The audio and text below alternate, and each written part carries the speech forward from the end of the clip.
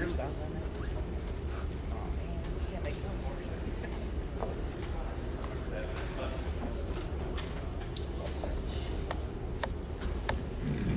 afternoon. My name is Rusty Quabe, and I will be the commentator for this afternoon's meeting.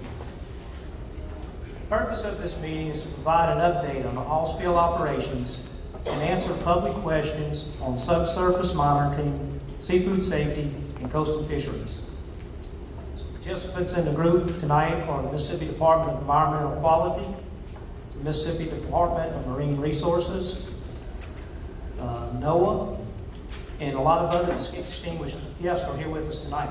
Some of the Coast Guard with us tonight is Lieutenant Benson, if you will stand up, Petty Officer Andrew Murphy, and one of our local guys is Georgie Meal, Petty Officer from Biloxi, and Petty Officer Vernon Smith, and also Mr. Michael Perino. Thank you guys for being with us. If there's any other public officials or anybody that would like to be recognized publicly, if you would stand up, we'll recognize you. As moderator tonight, I'd like to kind of give you briefly the format of this meeting. We're going to start off with a presentation by each agency, and then after that, it should bring us up to about 7 p.m., and then we'll break out in transition groups at each table, and any questions or comments that you'd like to make to any agency, you're free to make those comments at this time. We will not take any questions from the audience at this part of the meeting, but we ask you to write those questions down and ask these guys after it's over. I'd like to thank the Department of Marine Resources for hosting this meeting and all the dedicated people that work at that agency, from the law enforcement to the scientists to everybody that works at that agency, and to everybody that has worked on the recovery efforts for this oil spill. At this time, I'd like to introduce our distinguished guests tonight, and these are from the Department of Environmental Quality is Mr. Nick Gatlin and Mr. Henry Fulmer, the Director, Chief of Field Services. From the Department of Marine Resources, Fishery, and Seafood Safety, Mr. Joe Jewell. From NOAA, update on the offshore fisheries and subsurface monitoring plan, Nicole Rutherford, and Spencer Garrett from the Pascagoula Laboratory. Thank you guys for being with us tonight. At this time, we'll go ahead and turn it over to the Department of Environmental Quality, Mr. Nick Gatlin.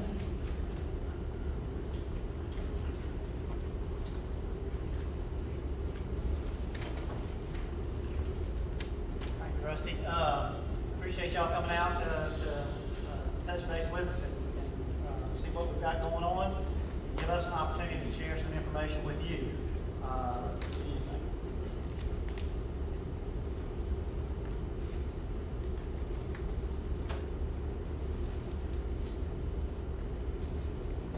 Okay, I'm going to go through a little quick summary of what we've done with the Department of Environmental Quality, an overview of what our sampling activities have been, with concentrating on the most recent event that we did, which is the submerged oil survey, looking for submerged oil in the Mississippi Sound.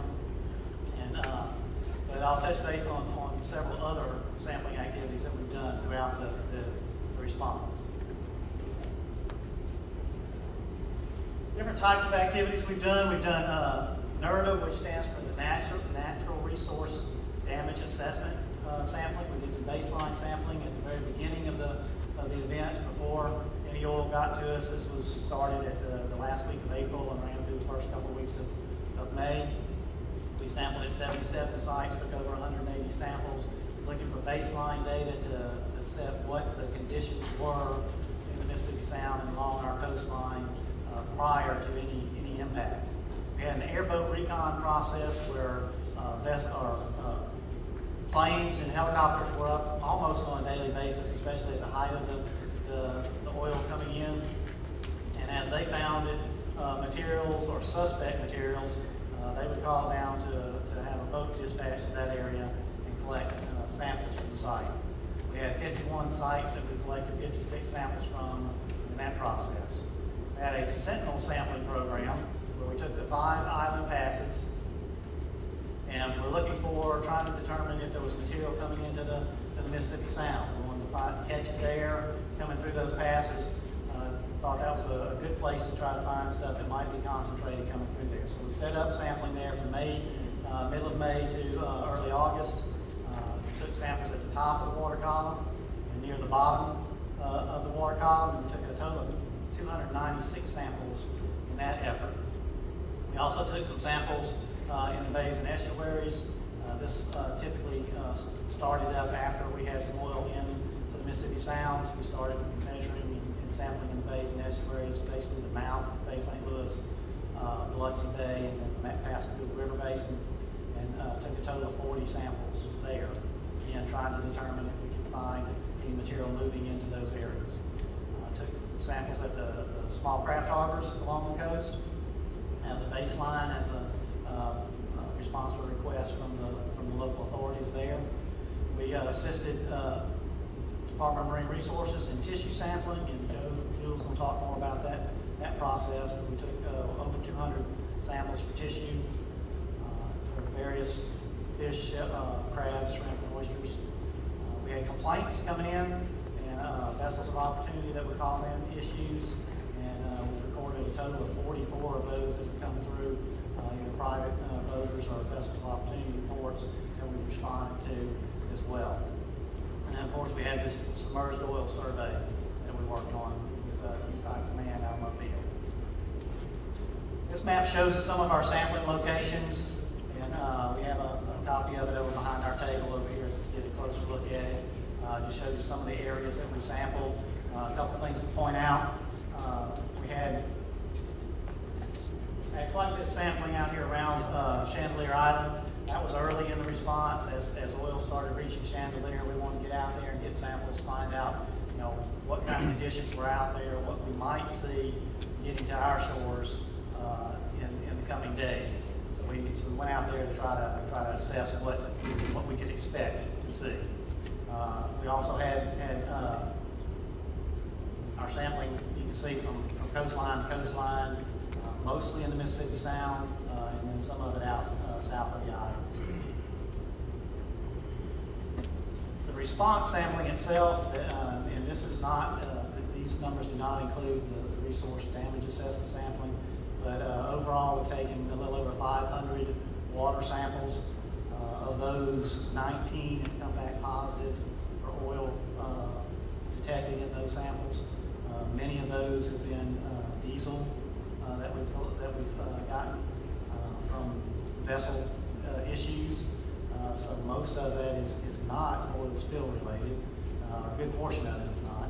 We have 48 sediment samples we've taken and have detected no oil at our laboratory detection limits on any of those sediment samples throughout the Sound.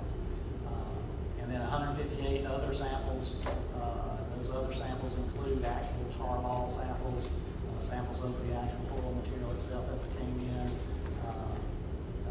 absorbent pads that we analyzed and such. And again, we had minimal hits there. Some of those were sediments, and we had some rainwater samples in there as well.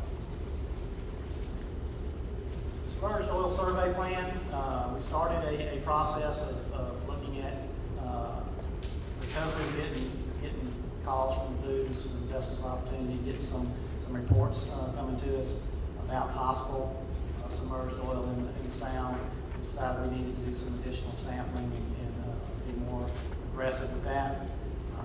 We started a process looking at drawing transects across the Sound and getting out with DEQ vessels and taking samples. As we started that process, Unified Command in Mobile asked to come on board and help us out with that and expand that process. And we did that, and once we expanded to the Mississippi Sound, it's since then been expanded all the way to the Florida Panhandle.